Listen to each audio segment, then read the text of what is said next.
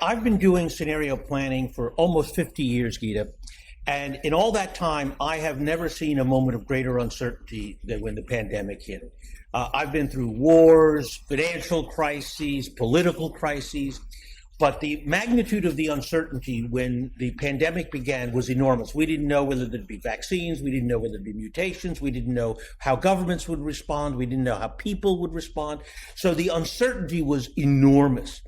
I would say strategy is back. Before the pandemic, organizations were planning linearly and the unknowns were known. Today, we have a lot more variables, many of them Peter described, in the external environment, also in the way our companies, our employees respond. And the only way to imagine what might happen is using scenarios. What scenarios do you see and how do they differ? So there are three possible scenarios that we see, and they're a function of really the interaction of the virus and our response to it and how society and economies respond to that. The first scenario is what we call the uplift scenario. And frankly, it's the best case scenario. It's where what we see going on today works very, very well in terms of the pandemic itself. People are getting vaccinated. More people around the world are getting access to vaccines. We're managing it very effectively. So that by, call it, middle of next year, 2022, things begin to get a whole lot better.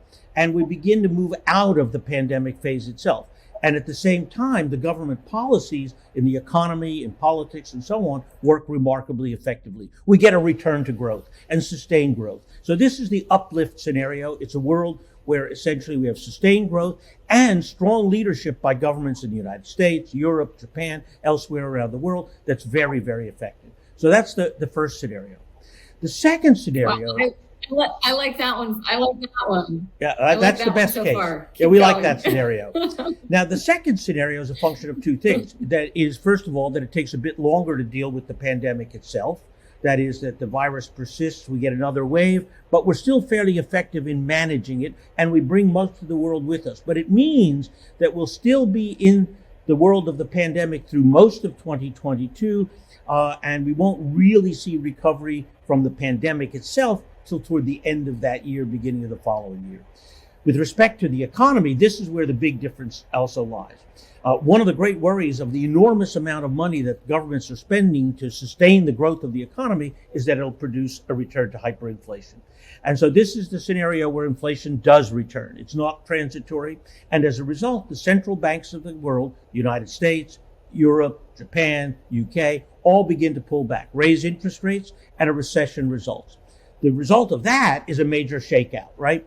The big governments pull back. You see a huge return of, say, Silicon Valley-like companies rising from the bottom. This is a bottoms-up scenario where a lot of energy comes from startups, from social movements, and so on. So this is a shakeout scenario. And the third scenario is where, first of all, the virus persists for a long time. You get a new variant, worse than Delta, and it forces us to pull back rather dramatically.